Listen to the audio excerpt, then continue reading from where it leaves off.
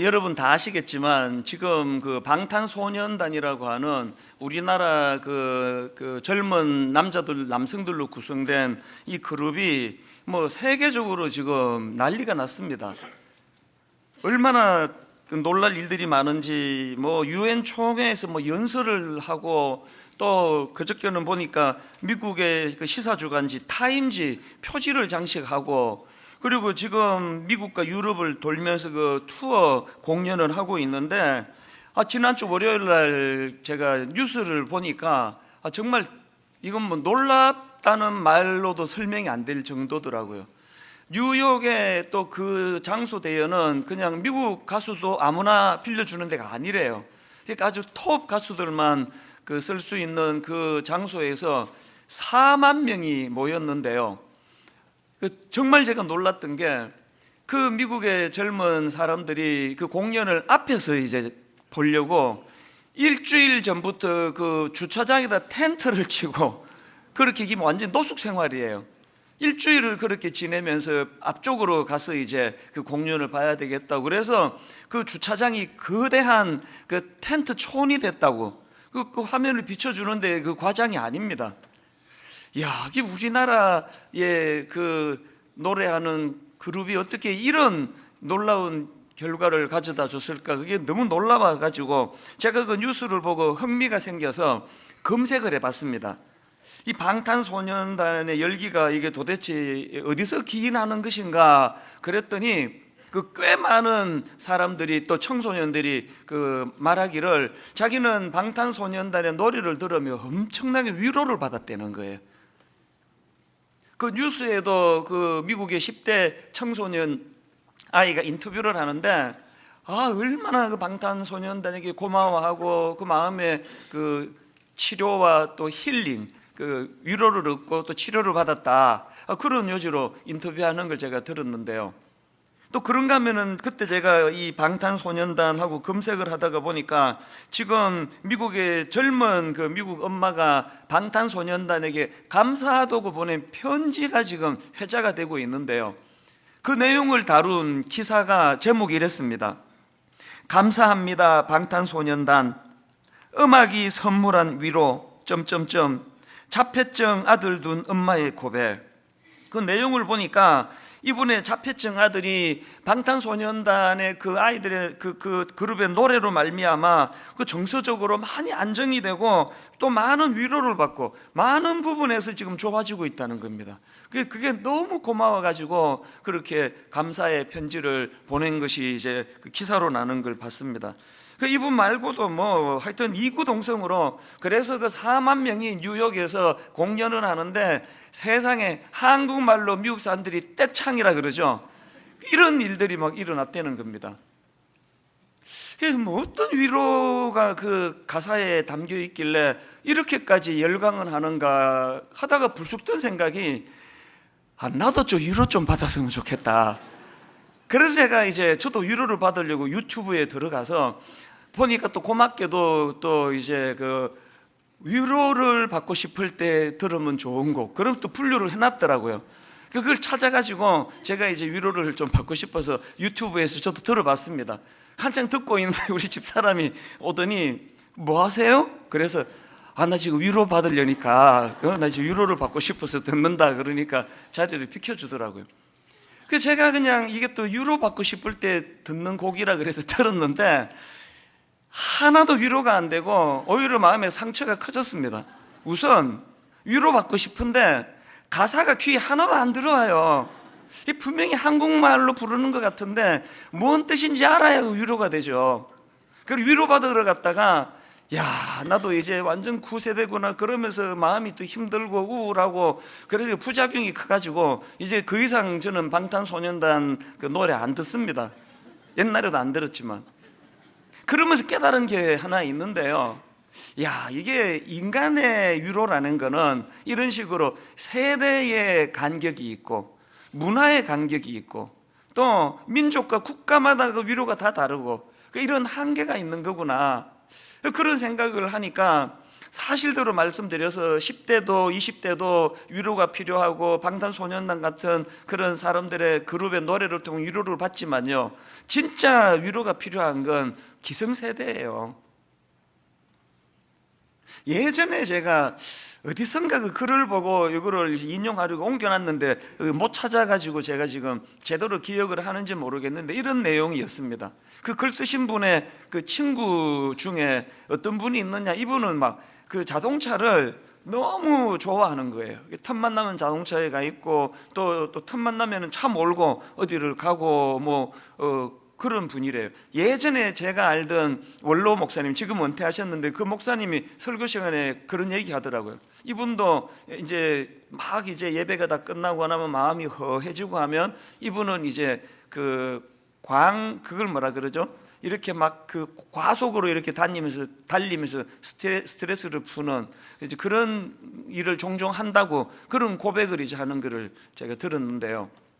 그 친구분이 그런가 봐요. 계속 이분은 이제 차 몰고 다니고 이런 걸 좋아해서 하루는 물었대요. 그 자네는 어떻게 그렇게 그 차 운전하고 차 몰고 다니는 이렇게 좋아하느냐 그랬더니 그 친구의 대답이 정말 저를 슬프게 했습니다. 뭐라고 대답했는지 아십니까? 자기 생애에서 왼쪽으로 가고 싶을 때 왼쪽으로 가고 오른쪽으로 가고 싶을 때 오른쪽으로 가고 자기 생애에서 내가 조정하는 대로 움직여지는 거는 자동차밖에 없어. 내가 조정하는 대로 움직여지는 건 자동차밖에 없어서 그래서 자동차를 그렇게 좋아한다고. 이게 참 슬픈 이야기 아닙니까? 그러고 보면은 세대를 불문하고 우리 모두는 지금 위로가 필요한 그런 시대를 우리가 살아가고 있는 것 같습니다. 오늘 새생민 축제라고 교회 다니지 않으시는 이웃들을 여기 초청하고 또 마당에 여러 가지 애를 써서 준비를 하고 하는 그런 마음의 소원은 여기에 다 녹아 있습니다. 오늘 여러분 초청한 우리들의 마음은 딱 하나예요. 위로받기를 원하는, 위로를 받아야만 하는 이 시대를 살아가고 있는 여러분들이 사람에게 위로를 받으려다가 더 허무해지고 더 공허해지고 또 이런 아픔을 겪는 것이 이 땅이기 때문에 제대로 위로받기를 원하신다면 위로자 되시는 하나님이 계시다는 것, 그 우리를 위로해 주시는 그 하나님을 오늘 좀 소개해 드리려고 그렇게 여러분을 초청했습니다. 이런 마음을 갖고 있다 보니까 지난주 여러 성경 말씀들이 머릿속에 떠올랐는데요. 예를 들면 이런 말씀입니다. 요한계시록 7장 17절, 이는 보좌 가운데 계신 어린 양이 그들의 목자가 되사 생명수 샘으로 인도하시고, 그 다음 보십시오. 하나님께서 그들의 눈에서 모든 눈물을 씻어 주실 것임이라. 마음에 소원이 생겼습니다. 하나님, 오늘 여기 초청되어 오시는 많은 분들이 이게 논리가 아니고 이게 이론이 아니고 하나님을 막 논리로 다가가서 절대로 만날 수 없었는데 오늘 여기 와서 이유를 불문하고 하나님이 진짜 내 눈물을 닦아주시는 분이구나, 뭔지는 모르는데 위로가 되네. 내 안에 일하시는 성령님께서 오늘 초청받아 오신 모든 분들과 또 우리 성도님들에게 위로자 되시는 하나님을 경험하게 도와주시는 은혜가 있기를 바랍니다. 제가 오늘 본문을 선택한 것도 같은 맥락인데요. 오늘 본문이 말씀 이렇게 시작합니다. 1절, 너희의 하나님이 이르시되 너희는 위로하라, 내 백성을 위로하라. 그 핸델의 메시아 아시죠? 음악을 좋아하시는 분 다 아실 텐데요. 핸델의 메시아가 이제 그 메시아 대신 예수 그리스도의 그 일대기를 놀라운 그런 음악으로 만들어 놓은 거 아닙니까? 그 오라토리오에 이제 핸델의 메시아 제일 처음에 이제 기악, 반주, 바이올린 이런 걸로 좀 연주가 나오고 그 다음에 이제 사람의 목소리로 가장 먼저 나오는 멘트가, 가사가 바로 오늘 보면 1절이에요. 너희는 위로하라, 내 백성을 위로하라. 뭐로 의미할까요? 지금 메시아 되시는 예수 그리스도에 대하여 소개할 것도 많고 노래할 것도 많고 의미를 부여할 것도 많은데 그 모든 의미 부여의 첫 관문이 위로자 되시는 주님이라는 거예요. 내 백성을 위로하라, 너희는 내 백성을 위로하라. 그렇게 그 현대의 메시아가 시작이 된다는 것입니다. 그러고 보면 우리 하나님은 많은 그분의 속성 중에 우리를 위로해 주시는 하나님이세요. 고린도후서 1장 3절 4절 찬송하리로다 그는 우리 주 예수 그리스도의 하나님이시요 자비의 아버지시요 모든 위로의 하나님이시며 우리의 모든 환난 중에서 우리를 위로하사 우리로 하여금 하나님께 받는 위로로서 모든 환난 중에 있는 자들을 어떻게 하신다고요? 능히 위로하게 하시는 이시로다. 뭐 계속 제가 강조하고 또 강조하지만 저는 오늘 여기 초청돼 오신 우리 이웃분들과 우리 성도님들이 바로 이 능히 우리를 위로하게 하시는 이시로다 하는 이 하나님을 경험하는 그런 예배가 되기를 바랍니다. 사실 여러분, 하나님이 우리를 어떻게 인식하는가는 마태복음 11장 28절에 고스란히 담겨 있습니다. 수고하고 무거운 짐진 자들아 다 내게로 오라 내가 너희를 쉬게 하리라. 지금 하나님이 보시는 우리 인생은요, 수고하고 무거운 짐으로 인해 지친 상태예요. 본인은 뭐 그렇게 익숙하게 살아서 나는 뭐 안 지쳤는데 그렇게 생각하실지 모르지만 누구나 예외 없습니다. 설교를 하는 제 자신이 지쳐 있는 상태예요. 그래서 제가 이 수고하고 무거운 짐진 자들아 이걸 영어 성경으로 찾아보니까 weary라는 단어를 썼더라고요. 하나님이 우리를 보시는 인식이 뭐라고요? 무거운 짐으로 허덕이다가 지쳐 있는 상태예요. 피곤한 상태예요.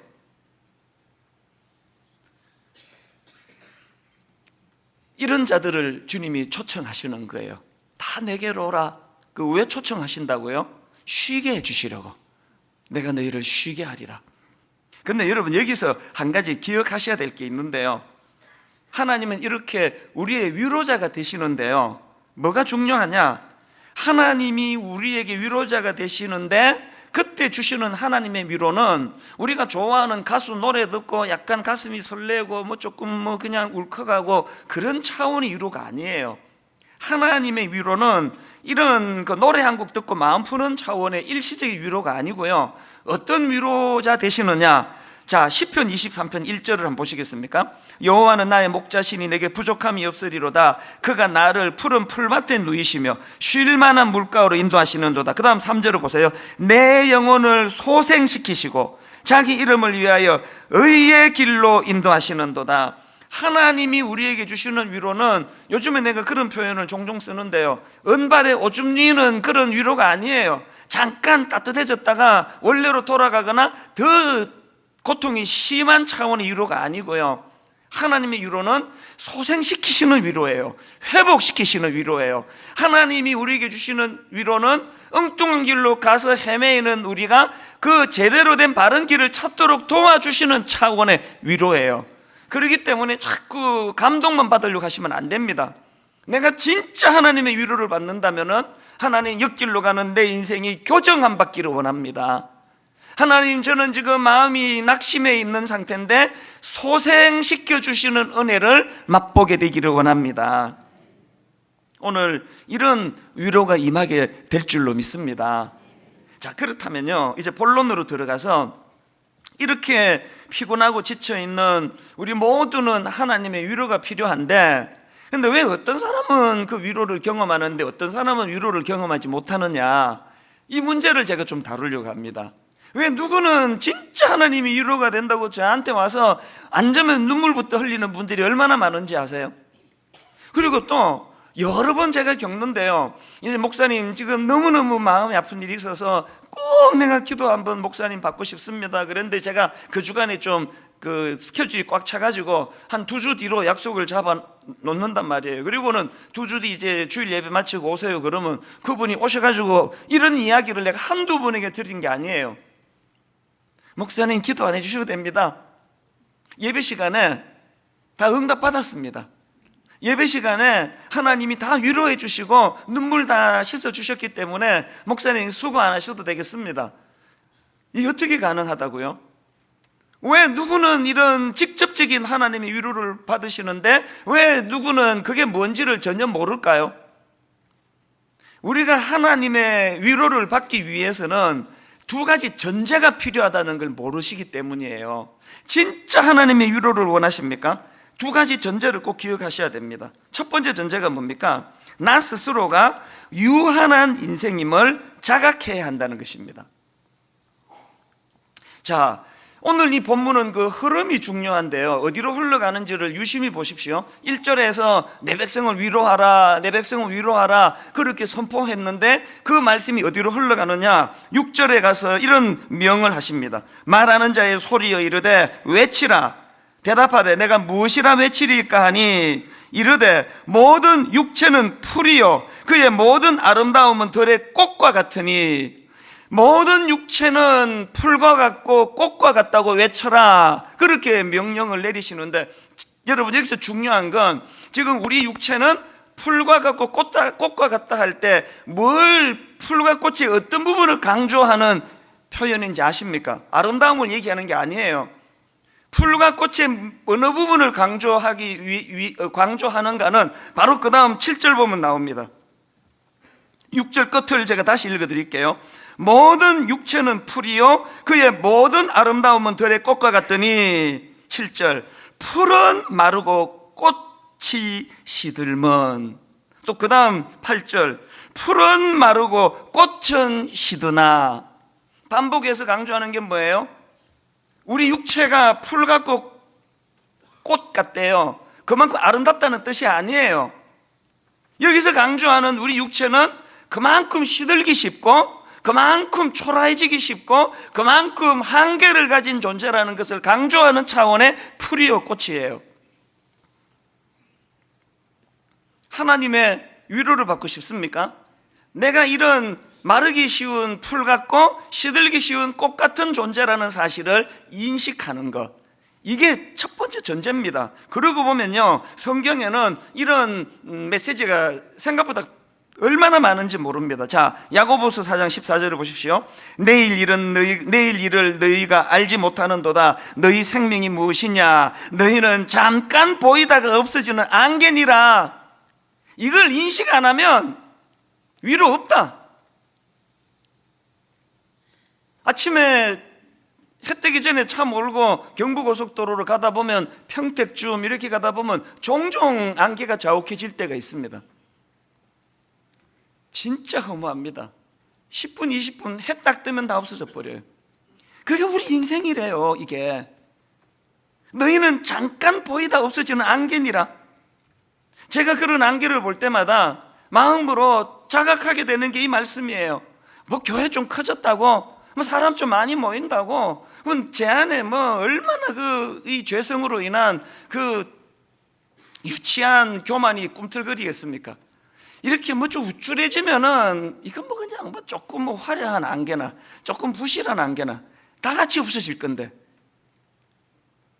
시편 39편 5절도 마찬가지예요. 주께서 나의 날을 한 뼘 길이만큼 되게 하사 나의 일생이 주 앞에 없는 것 같사오니, 사람은 그가 든든히 서 있을 때에도 진실로 모두가 허사뿐이니이다. 뭐 좀 갖춘 거 있다고 허세 부릴 필요 없고요.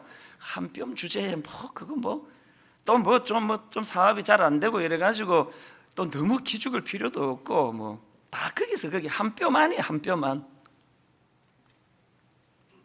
역대상 29장 15절도 똑같은 내용입니다. 우리는 우리 조상들과 같이 주님 앞에서 이방 나그네와 거류민들이라 세상에 있는 날이 그림자 같아서 희망이 없나이다.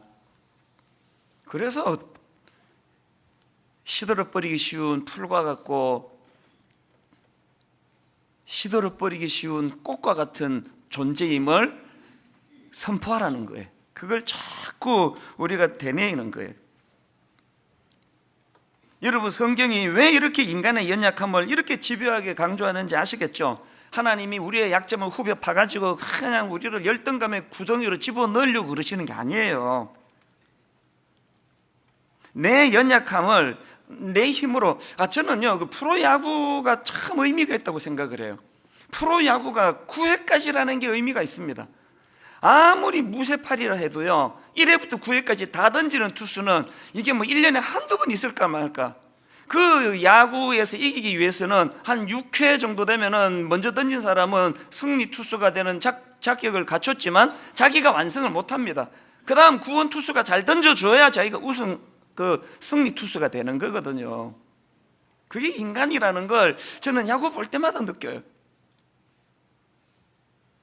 그래서 우리는 이렇게 한계를 가진 연약한 인생이라는 걸 인식해야 하나님이 보이기 시작하거든요. 이런 의미에서 하나님은 그 교만한 사람을 제일 싫어하시고 뿐만 아니라 교만한 사람을 제일 거기 미련한 놈아, 아이고 참말로 어쩌려고 이렇게 교만하니, 어쩌려고. 여러분, 하나님이 제일 미련한 사람으로 인정하는 사람이 교만한 사람이에요. 왜 교만이 그토록 어리석은지 아십니까? 교만한 사람은 시편 103편 13절을 누리지를 못하는 사람이거든. 자, 화면으로 내용을 한번 보십시오. 부모가 자식을 가엾게 여기듯이 주님께서는 주님을 두려워하는 사람을 가엾게 여기신다. 주님께서는 우리가 어떻게 창조되었음을 알고 계시기 때문이며 우리가 한갓 티끌임을 알고 계시기 때문이다. 이 논리를 한번 보세요. 왜 하나님이 우리를 아비가 자식을 불쌍히 여긴 같이 불쌍히 여기느냐? 왜 그렇게 하시느냐? 하나님이 뭘 아신다고요? 저 인간이 한갓 티끌임을 아시기 때문에 불쌍하게 보신단 말이에요. 그러면 그 논리로 말하면 내가 하나님의 긍휼을 얻기 위해서는 하나님의 시각으로 나를 봐야 되는 거 아닙니까? 내가 하나님 보시기에도 불쌍하고 그 사실을 내가 인정할 때에야만 아비가 자식을 불쌍히 여긴 같이 그 불쌍히 여기시는 하나님의 긍휼을 누릴 수 있다는 거예요. 교만이 왜 위험합니까? 난 하나님 도움 없어도 난 잘 쓸 수 있다 그러면 부모가 자식을 가엾게 여기는 마음을 누리지를 못하는 거 아닙니까? 여러분, 저는요 대인관계나 대신관계, 하나님과의 관계나 가장 중요한 건 난 긍휼이라고 생각해요. 가정이 회복되기를 원하세요? 부부 사이에 긍휼을 구하세요. 신혼 때 왜 그렇게 싸우는지 아세요? 신혼 때 막 미치도록 싸우는 건 상대방에게 내가 긍휼을 못 줘서 그래요. 쓸데없는 그냥 기대감만 잔뜩 심어줘가지고 나랑 결혼하면 막 왕자로 만들어주겠다, 공주로 만들어주겠다, 그런 지키지도 못한 약속을 해가지고 잔뜩 기대를 부풀게 해가지고 결혼해보니까 왕자는 공주는커녕 완전히 무수리 취급을 하고 있으니까 열받아가지고 싸우는 거 아니냐고요. 우리 가정도 초반에 좀 싸웠지만 지금은요 진짜 우리 부부는 싸움이 없어요. 갈수록 부부가 너무너무 서로가 지금 잘 지내고 있는데 이게 저만 그렇게 생각하는 건가? 적어도 저쪽은 그래요. 뭐가 달라졌는지 아세요? 이제 우리 집사람이 그렇게 날씬하고 호리호리하고 그렇게 예뻤던 집사람이 막 머리는 막 그냥 허해져 가지고, 그리고 또 뭐 이런 뭐 또 은밀한 또 신체는 다 오픈을 못해도 중년에 그 참 피할 수 없는 그 복부 비만 뭐 이런 거, 저는 하나님이 증인인데 제 아내의 그 신혼 때 날씬했다가 지금 뭐 저 허리가 좀 뭐 두꺼워지고 이런 거요, 하나도 보기가 싫지 않아요. 하나님이 증인이에요. 진짜 제가 그게 마음이 쓰이지 않아요. 하나만 마음이 쓰입니다. 저 건강이 안 좋은데. 부부가요 상대방이 완벽해서 가정이 평화로워지기를 바라는 것보다 더 지름길은 상대방이 불쌍해지는 거예요. 하나님의 영으로 그에 대하여 긍휼해지면 그 약점이 안쓰러운 걸 참 저 어떻게 해야 되나? 여러분, 가정 회복을 위하여 내가 내 아내에 대해서, 남편에 대해, 내 아버지에 대하여, 내 자녀들에 대하여 긍휼로 그들을 보듬고 싶으시면 긍휼함의 원조 되시는 하나님의 긍휼이 공급이 돼야 그 긍휼로 내 아내와 남편과 이웃에게 긍휼의 성품을 보여주게 되는 줄로 믿습니다. 그래서 반복합니다. 인생에게 가장 나쁜 거는 교만한 거예요. 교만한 거. 교만은 하나님의 긍휼을 스스로 차단시키는 짓이에요. 그래서 저는요 지금 생각하면 그게 좀 유치하기는 해요. 유치하긴 한데, 처음에 이제 교회를 개척할 때 막내가 3살인가 그랬고요. 저는 이제 애가 늦어가지고 또 큰애가 초등학교 1학년이었습니다. 근데 이제 한 2, 3년 지나니까 막 교회가 막 이해가 안 될 정도로 막 불같이 일어나더라고요. 막 사람들이 막 엄청 등록을 많이 하고 교회를 찾아주고 그렇게 하니까요. 제가 이제 그때 지금 생각하면 정말 유치해요. 새 아이들을 앉혀놓고 내 종종 연설을 했습니다. 있잖아, 지금 분당 우리 교회 막 사람들이 많이 모여오는데 이게 아빠가 막 설교도 잘하고 목회도 잘하고 그래서 그런 게 아니고 하나님이 전적으로 이유 없이 주시는 은혜야, 은혜.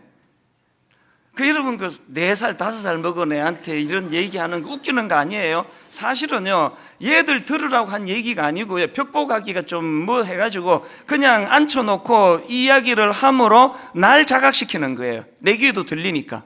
네가 여기서 네가 똑똑하고 네가 잘나고 네가 설교 잘하고 그래서 교회가 이런 결과가 있다고 생각하면 그 시로 하나님의 긍휼이 끊어지고, 저 같은 아무것도 없는 사람에게 하나님의 긍휼이 끊어지면 그 수치당하고 쫓겨나는 것밖에 더 있겠습니까? 그래서 우리 애들에게 여러 번 했던 기억이 나요. 그때는 지금처럼 강아지를 안 키우고 있어가지고, 요즘 같으면은 너무 쉬워요. 애들 보고 모이라 그러고 막 짜증내고 뭐 숙제해야 되는데 그러는데, 강아지는 이리 와. 그리고 개 앉혀놓고 너 개들의 세계에서는 모르겠지만 분당 우리 교회가 이런 상황인데, 그거는 내가 잘나고 똑똑해서 그런 게 아니고 하나님이 은혜를 주셔서 그런 거야. 알아들었으면 손을 또 쫙 주는 거 아닙니까? 상대방에게 전하기 위한 게 아니에요. 계속 그 사실을 독백하고 되뇌임으로 제가 여전히 누가 뭐라고 저를 어마어마한 큰 교회 목사라고 하든 안 하든 관계없이 여전히 저는 잠깐 있다 없어지는 안개예요.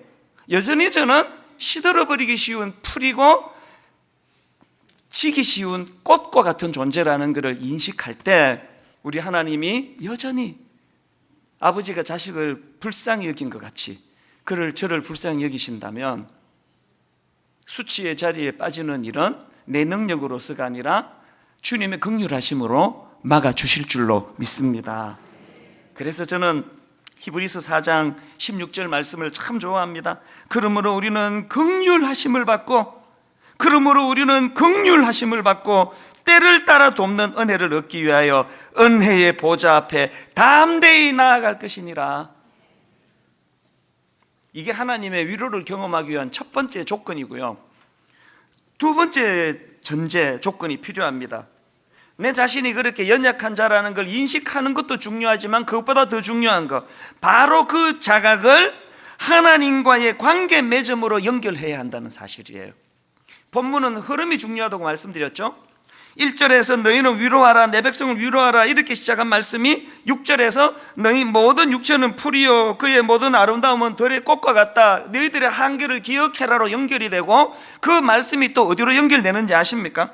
바로 그 말씀이 9절을 한번 보시겠습니까? 9절 세 번역입니다. 좋은 소식을 전하는 시온아, 어서 높은 산으로 올라가거나 아름다운 소식을 전하는 예루살렘아, 너의 목소리를 힘껏 높여라. 두려워하지 말고 소리를 높여라. 유다의 성읍들에게, 그 다음 보세요, 여기에 너희의 하나님이 계신다라고 말하여라. 이 흐름을 아시겠습니까? 하나님의 위로를 누리기 위해서는 나는 풀과 같고 나는 꽃과 같은 존재라는 걸 인식하고 그것으로 그치는 게 아니라 그 내 연약함과 한계를 인식하는 그 자리에서 여기에 도우시는 하나님이 계시다라는 것을 선포하라는 거예요. 내가 이 구절을 보면서 깨달은 진리가 하나 있는데요, 여러분이 이제 그냥 막 젊을 때 자기를 너무 몰라가지고 아무것도 아니면서 막 대단한 것처럼 허세를 부리고 교만하고 그랬다가 나이가 들면서 이제 자기를 안단 말이에요.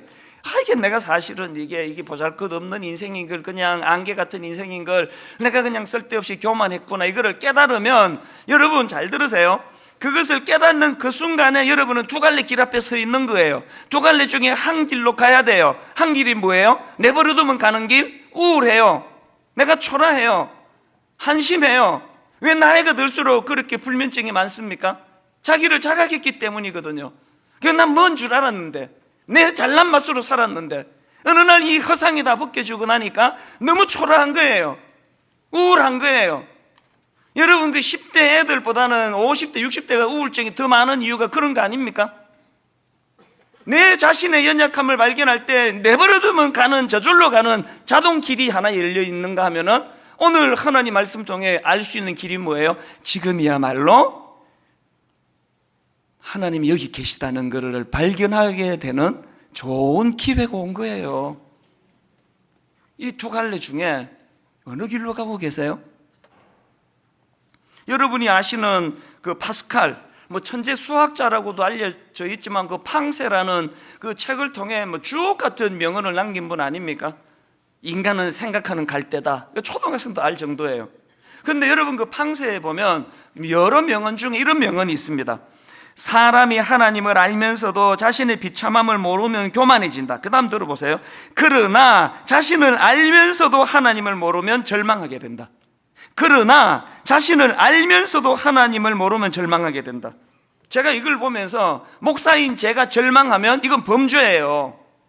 여기 중직자인 여러분이 절망하면 그건 범죄예요. 왜? 뭘 전제하는 거예요? 하나님을 모르고 있다는 것을 드러내는 그 아닙니까? 새가 내 머리 위에 날아다니는 건 저도 어떻게 못합니다.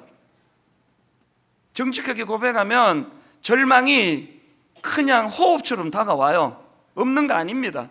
두려움이 물 밀듯 밀려와요. 교회가 커지면 커질수록 두려움도 같이 커집니다. 막을 수가 없습니다. 그러나 적어도 여러분, 새가 내 머리 위를 날아다니는 거 내가 어떻게 못하는데요, 그 새가 내 머리 위에 둥지를 트고 앉는 거 내가 용납하지 않습니다. 저녁에 두렵고 저녁에 울음이 기숙해도 아침에 주시는 새로운 은혜로 날마다 회복이 되고 치유가 되고 두려움이 사라지는 아침을 맞이하는 이찬수 목사인 거 믿어주시기를 바랍니다. 왜 어제 두려웠던 게 아침 없으실까요? 나오잖아요. 자신을 알면서도 하나님을 모르면 절망하게 되는데 나 자신을 알고 도우시는 하나님을 알면 절망이 없다는 소리 아닙니까? 이런 의미에서 저는 1절에서 내 백성을 위로하라, 내 백성을 위로하라 이렇게 시작한 오늘 말씀이 마지막 결론은 어떻게 맺는지 아십니까? 마지막 11절을 보십시오. 그는 목자같이 양떼를 먹이시며 어린 양을 그 팔로 모아 품에 안으시며 젖먹이는 암컷들을 온순히 인도하시리로다. 나는 이 말씀이 진짜 너무 감사해요. 그리고 오늘의 말씀이 내 백성을 위로하라로 시작했다가 그는 목자같이 양떼를 먹이시며 어린 양을 그 팔에 모아 품에 안으시며, 내가 좋아하는 가수 노래를 들으면 울적한 게 사라지는 그런 차원의 위로가 아니라 관계 맺음이에요. 관계 맺음. 지난주 말씀드렸잖아요. 이사야 56장 3장 6절. 우리는 다 양 같아서 걸어 행하여 각기 제 길로 갔거늘 내버려두면 엉뚱한 길로 가고, 대형교회, 소형교회, 장로, 목사, 권사 구분 있습니까? 보고 있잖아요. 내버려두면 엉뚱한 길로 가고, 내버려두면 부끄러운 자리에 가고, 내버려두면 엉뚱해서 헤매는 이런 인생을 보시고 하나님이 우리에게 그 방향을 길을 잘 못 구분하는 양이구나, 내가 목자 돼 줄게. 보고 아이고 네가 그 똥오줌을 못 가리는 어린애 같은 존재구나, 내가 네 아버지 돼 줄게. 이게 하나님 아닙니까? 관계 맺어 다가오시는 그분의 위로하심이에요. 이런 의미에서 저는 이 11절 말씀도 너무 좋고요. 요한계시록 7장 17절 다시 보십시오. 이는 보좌 가운데 계신 어린 양이 그들의 목자가 되사 생명수 샘으로 인도하시고 하나님께서 그들의 눈에서 모든 눈물을 씻어 주실 것입니다. 요즘에 저는 십계명을 혼자 공부하고 있는데 얼마나 내가 요새 감동이 되는지 모릅니다. 새삼 깨닫는 것도 많고 새로 알게 되는 것도 많은데요. 전에 한 말씀드렸죠. 출애굽기 20장 이 십계명을 기록하고 있는데 제1계명이 3절에 나옵니다. 너는 나 외에는 다른 신들을 내게 두지 말라. 이게 첫 번째 하나님 주신 계명이에요. 그런데 여러분 바로 그 계명 앞에 전제, 지난번에 말씀드렸죠. 1절 2절입니다. 하나님이 모든 말씀으로 말씀하여 이르시되 나는 너를 애굽 땅 종되었던 집에서 인도하여 낸 내 하나님 여호와니라. 1계명 받아 적어봐. 너는 나 외에는 다른 신들을 내게 두지 말란 말이야. 뭐가 느껴지세요? 관계로 다가가시는 거예요.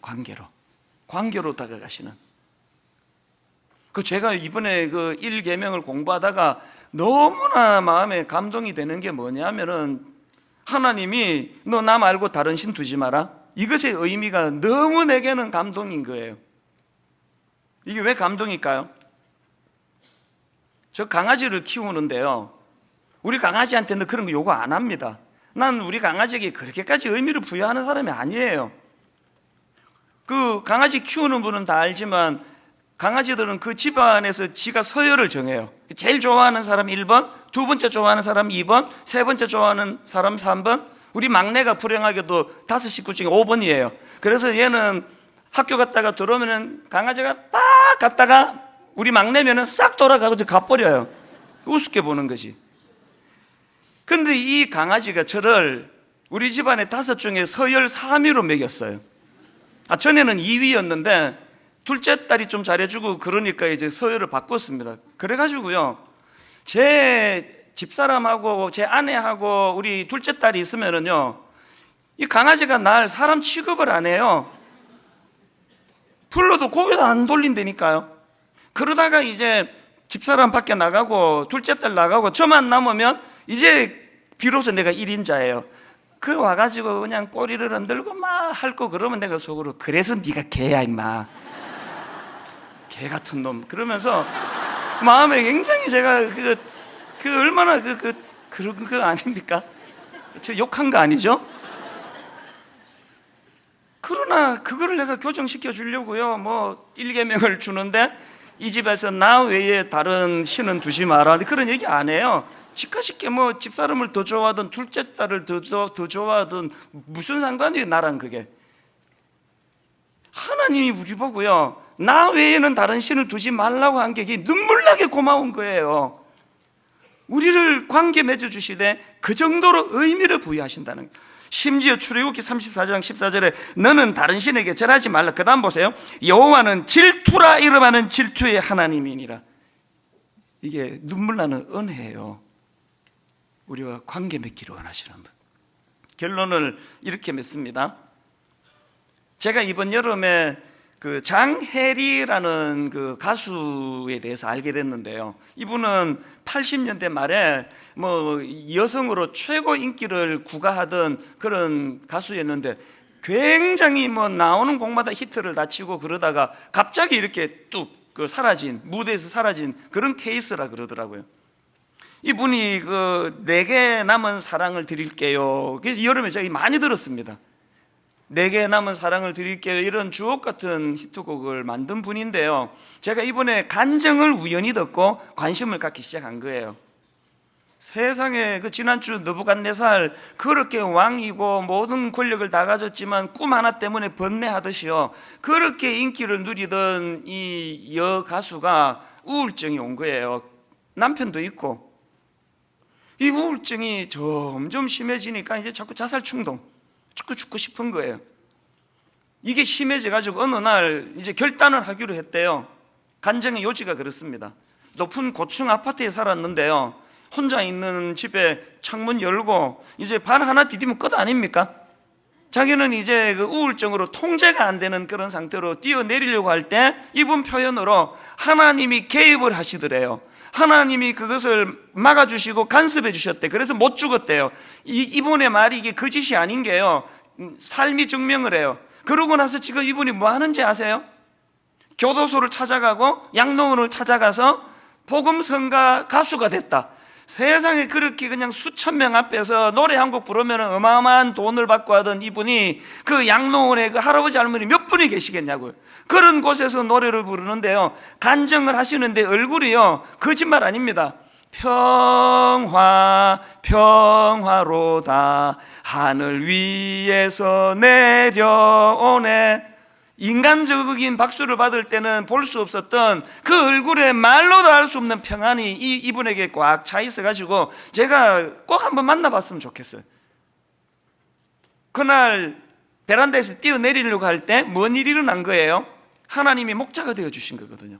하나님이 너와 관계 맺고 싶다, 내가 너의 목자가 되기를 원한다. 오늘 예배 가운데 그 장혜리라는 여가수분이 경험했던 그 하나님을 여러분도 경험하게 되시기를 바랍니다. 오늘의 결론을 저는 이 찬양으로 맺기를 원하는데요, 몇 주 전에 우리가 이 찬양을 불렀는데 오늘 초청돼 오시는 분들, 주님의 십자가를 통해서 하나님이 우리와 관계 맺어주심의 은혜가 어떤 의미인가를 이 찬양 가사를 조용히 보시면서 한번 들어보시면 좋겠습니다. 저희가 불러드리기를 원합니다. 우리 같이 찬양하기 원합니다. 아무것도 두려워 말라. 아무것도 두려워 말라. 주 나의 하나님이 지켜주시네. 하나님이 지켜주시네. 놀라지 마라. 놀라지 마라. 겁내지 마라. 겁내지 마라. 주님 나를 지켜주시네. 주님 나를 지켜주시네. 다시 한번 들어보세요. 아무것도 두려워 말라. 아무것도 두려워 말라. 주 나의 하나님이 지켜주시네. 하나님이 지켜주시네. 놀라지 마라. 놀라지 마라. 겁내지 마라. 겁내지 마라. 주님 나를 지켜주시네. 주님 나를 지켜주시네. 여러분 위로가 필요하십니까? 내 마음이 힘에 겨워 지칠지라도 힘에 겨워 지칠지라도 주님 나를 지켜주시네. 주님 나를 지켜주시네. 세상의 험한 풍파 몰아칠 때도 세상의 험한 풍파 몰아칠 때도 주님 나를 지켜주시네. 지켜주시네. 여러분 위로가 필요하세요? 주님은 나의 산성, 주님은 나의 요새. 여러분 위로가 필요하세요? 주님은 나의 소망, 나의 힘이 되신 여호와. 내 마음이 힘에 겨워 지칠지라도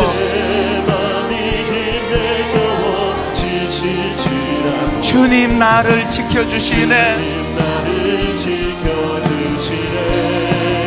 세상의 험한 풍파 몰아칠 때도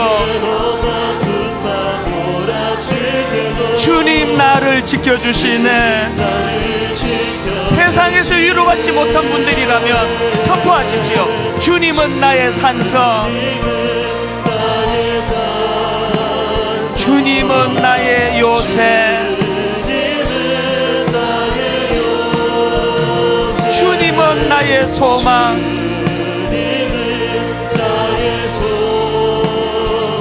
나의 힘이 되신 여호와. 우리 다시 한번 이 찬양 부를 텐데 한번 말씀을 정리해 보세요. 우리 하나님은 위로의 하나님이세요. 내 백성을 위로해라, 위로해라. 그 하나님의 위로를 내가 못 경험했다고 그 거짓말이다 그렇게 하시면 안 됩니다. 왜? 받고 사시는 분이 많으세요. 저도 그 중에 한 사람이에요. 그런데 그 하나님의 위로를 원한다면 조건이 있다. 너는 안개 같은 존재, 너는 풀과 같은 존재, 시들기 쉬운 꽃과 같은 존재.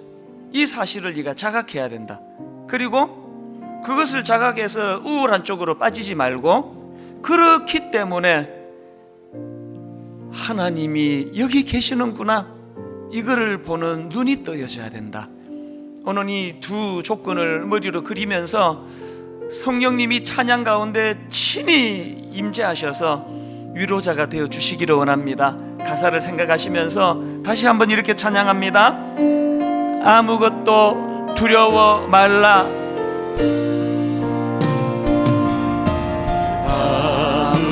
아무것도 두려워 말라. 주 나의 하나님이 지켜주시네. 성령님이 날마다 말씀하십니다. 놀라지 마라, 겁내지 마라. 주님 나를 지켜주시네. 세상의 험한 풍파 몰아칠 때도 주님 나를 지켜주시네. 세상의 험한 풍파 몰아칠 때도 주님 나를 지켜주시네. 여러분 한번 이렇게 선포하지 않으시겠습니까? 주님은 나의 산성, 나의 요새, 주님은 나의 요새, 주님은 나의 소망, 주님은 나의 소망, 나의 힘이 되신 여호와, 힘이 되신 여호와는 나의 빛이요, 나의 빛이요, 여호와는 나의 구원이시니. 나의 구원. 이렇게 선포하십시오. 내가 누구를 두려워하리요? 여호와는 생명의 피난처시니. 생명의 피난처시니. 주의 인자가 생명보다 나음으로 생명보다 나음으로 내 입술이 여호와를 찬양하리. 여호와를 찬양하리.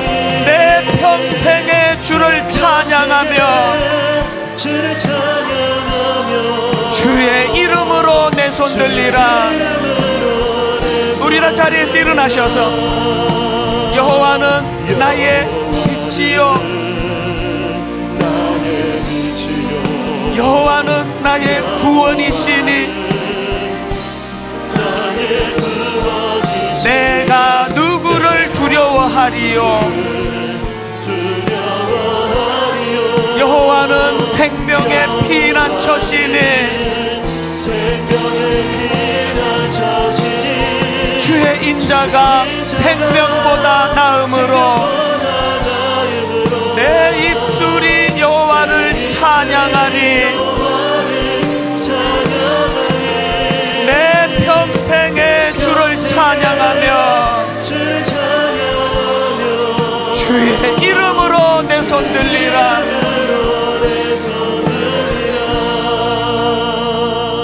두 가지로 기도하기 원합니다. 하나님, 논리, 이론 그렇게 하는 신앙생활 아니에요. 이건 사건이에요. 인격과 인격의 만남입니다.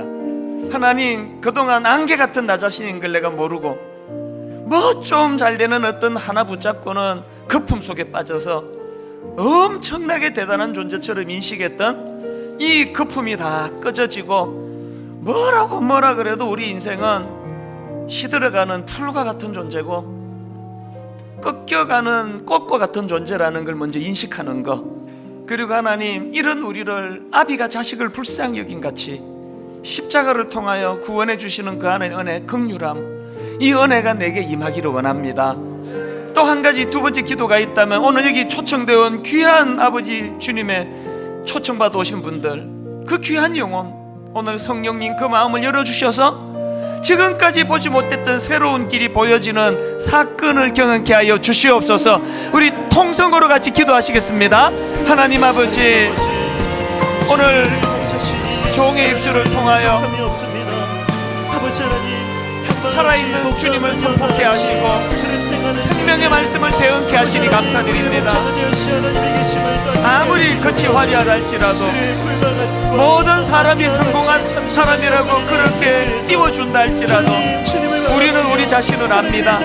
여전히 우리는 하나님, 풀과 같은 존재고 시들기 쉬운 꽃과 같은 존재고 잠깐 있다 없어지는 안개와 같은 존재라는 사실을 인식하며 살아가기 원합니다. 그 사실을 인식할 때 하나님, 하나님이 여기 계시는구나, 그 자각을 아버지 허락하여 주시기를 원합니다. 하나님, 오늘 초청되어 온 귀한 이웃 손님들에게 하나님 은혜로 인도하여 주시옵소서. 하나님 아버지, 어린 10대 청소년부터 70대 80대 어른들에 이르기까지 우리 모두는 다 위로가 필요합니다. 내가 원하는 대로 그렇게 움직여지는 건 자동차밖에 없어서 그래서 나는 운전하면서 위로를 받는다고 하는 그 참 가슴 아픈 이야기를 들으며, 사실은 우리도 마찬가지입니다. 뜻대로 되지 않는 것이 인생이기에 위로가 필요한데 그저 잠깐 가슴을 뜨겁게 하는 노래 한마디로 받는 그런 위로 차원이 아니라 소생시켜 주시는 위로, 선한 길로 나아가도록 방향을 잡아주시는 위로, 십자가를 통하여 나는 선한 목자라 양들을 위하여 십자가를 통하여 그 목숨을 내어주기를 원하노라 하시는 그 주님을, 그 주님의 위로를 경험하는 그런 귀하고 복된 저희들 되게 하여 주시옵소서. 오늘 초청받아 오신 모든 분들에게 그 어마어마한 그 하나님의 사랑을 다 알 수 없고 다 느낄 수 없다 할지라도 아버지 그 가슴에서 그것이 스며들도록 성령님 일하여 주시옵소서.